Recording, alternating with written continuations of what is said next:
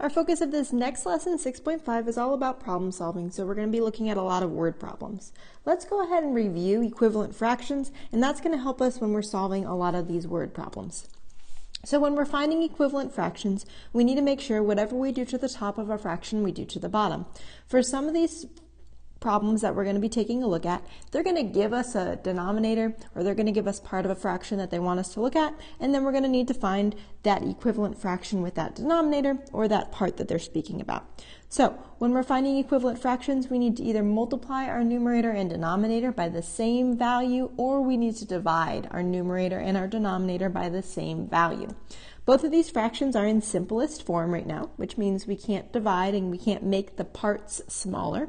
We can't make our total number of parts smaller. So in order for us to find equivalent fractions, we would have to do some multiplication. For a problem like this, they might give us a denominator of 12 in our word problem, and we would have to come up with our new numerator to create that fraction. So in this problem, we'd have to think 3 times what gives me 12, and then whatever I do to my denominator, I have to do to my numerator.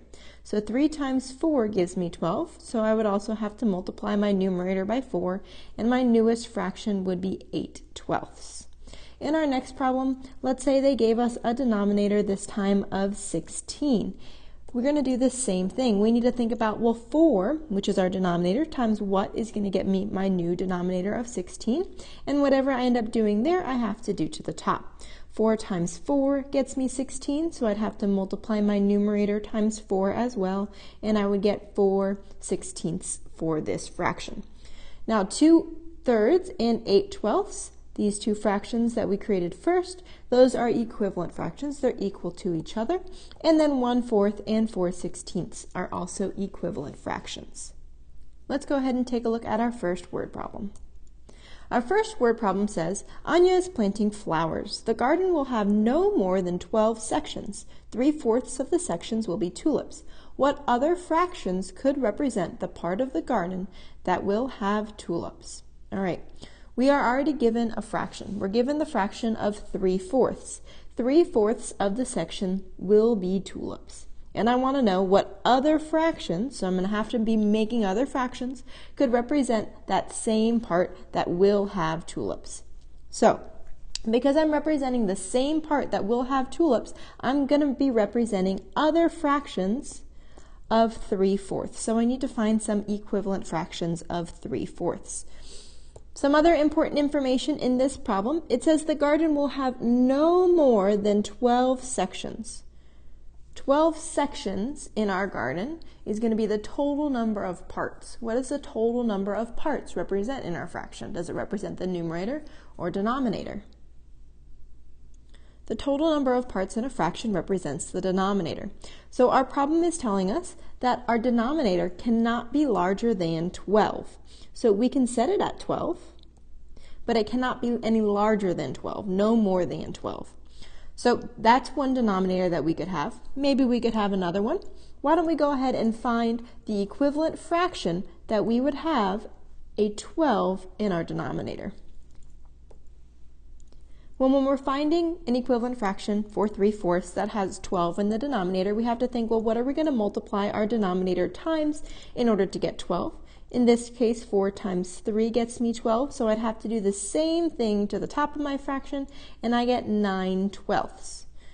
Now, it's asking me what other fractions, notice how there's an S here, which means there's probably more than one fraction that also represents 3/4, that has a denominator that is equal to or less than 12. We already have one of them, which is 9/12. Can you think of another fraction that would also be equivalent to 3/4 that would have a denominator that's equal to or less than 12? Well, we could list our fractions. So when we're going from 3 to 9, we're multiplying times 3, and 4 to 12, we're multiplying times 3. So for this fraction, we're multiplying times 3. Have we multiplied times 2 yet? We haven't. So how about we multiply our fraction, instead of times 3, times 2. And this is also going to give us an equivalent fraction, but this equivalent fraction is going to have a different number of sections or parts, or a different denominator. So 4 times 2 gives me 8, and 3 times 2 gives me 6. And this fraction is also 6/8, an equivalent fraction to 9/12 and 3/4. And 6/8 has a total number of sections that is no more than 12. So these are the 3 fractions that can represent 3/4 for this problem. All right, let's take a look at our next problem. Tatum and Lainey are knitting scarves. Each scarf has 3 rectangles and 2/3 of the rectangles are blue. If they knit 10 scarves, how many rectangles do they need? How many rectangles will be blue? What am I going to have to do for this problem? Notice how this problem is a 2-step problem. It's asking me 2 separate questions, so I'm going to have to answer both of those questions. The first question it asks me is, how many rectangles do they need? And then the second question it asks me is, how many rectangles will be blue? So I have 2 completely separate questions that I have to work out and solve for. Let's figure out what this problem is talking about. So they're making some scarves, and they're splitting them into 3 sections, and 2 of those sections are blue. So this is 1 scarf. They're making 10 of these. This 1 scarf has 2 blue sections for a total of 3 sections. I want to know if they're knitting 10 of these scarves, so they repeat this 10 times, how many rectangles are they going to need? Well, what part of my fraction represents my total number of rectangles? My denominator represents my rectangles. It tells us that each scarf has 3 rectangles.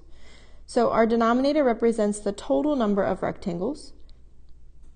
How many rectangles will they need in total if they're going to be knitting 10 scarves? Go ahead and answer that now. If we repeat this over and over and over and over and over again 10 times, we're going to have to figure out, well, how many will they need? Well, let's rewrite it one more time. Let's do another scarf. Here we have a total of 6 rectangles. 4 of them are blue. So that would be for 2 scarves. For 3 scarves, we would have a total of 9 rectangles. 6 of them are blue. Notice how we're creating equivalent fractions that keep getting larger. So for if this was 1, this is our number 2 right here, and this would represent both 1 and 2. So we would have a total of 6 scarves. 4 of them are blue. For the 3rd scarf, we would have a total of 9 scarves. 6 of them are blue. So how many total rectangles would we have if we need 10 scarves? Well, we'd have to multiply times 10. So we'd have 2/3, and for this problem we need to multiply times 10. When we do this, we're going to end up answering both questions at the same time. 3 times 10 gives me 30, and 2 times 10 gives me 20. Which of these numbers, 20 or 30, represents the total number of scarves, and then which of these numbers represents the blue rectangles? Our denominator of 30, this is going to be our total number of rectangles, and then our numerator of 20 is going to represent our blue rectangles. I want you to notice how drawing a picture can help us with this problem. Sometimes if you have a really big number like 10 scarves, even though it's not that big, you don't really want to have to draw 10, but it helps to figure out what the pattern is by drawing a few. When we drew 1, we were able to see that 2/3. When we drew 2, we were able to see, okay, if I count them all, that's 4/6, 3 would be 6/9, and you were able to identify the pattern to then answer your question. Let's take a look at another problem. This is also a problem that a picture can help us a lot. So Dax cooked a pizza. He cut it in half and then cut each half into 3 equal pieces. He then cut each piece into 2 equal slices. He ate 5 pieces. How many slices of pizza does Dax have left? There's a lot of information going on here. What I would like to see you do is I want you to draw this out. I want to know how many equal slices does he have. Once you figure out how many equal slices he has, then subtract how many he eats, and then we'll figure out what his new fraction is. All right, so here's Dax's pizza. The first thing it says is he cuts this in half. Then it says he then cuts each half into 3 equal pieces. Now we have a total of 6. So his first step was he cut it in half, and then he cut each half into 3 equal pieces. Then he cut each piece into 2 equal slices. So we need to cut each of our slices that we have now into 2 equal slices. Let's figure out how many total slices he has. The way we can do that is by counting them all. We could just count half, and then we could multiply it times 2. So 1, 2, 3, 4, 5, 6 slices on half of his pizza. So he has a total of 12 slices. And notice how that number goes in my denominator. Then it says he eats 5 of his pieces. So I'm going to shade in 5.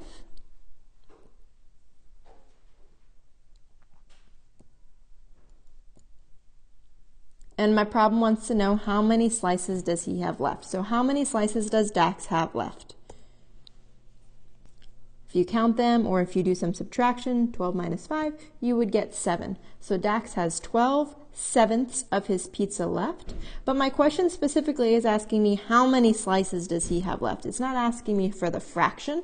So my answer would be, so Dax has 7 slices left. That would be the answer to this question. If it asked me what fraction of the pizza does Dax have left, then my answer would be 7/12.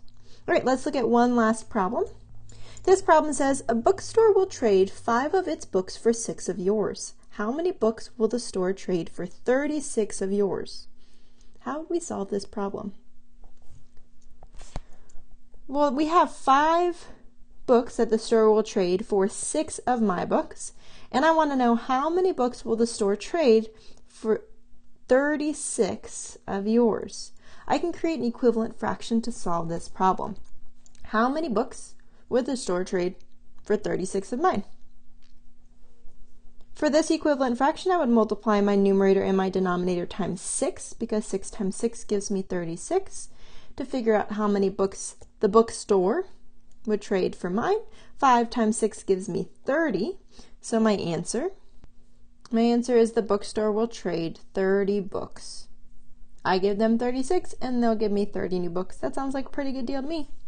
All right, when we're solving these types of problems, make sure you read the problems very, very carefully and identify what is the problem actually asking us to do. Do we need to find equivalent fractions? Do we need to multiply times something amongst our numerator and denominator to figure out what those new totals would be?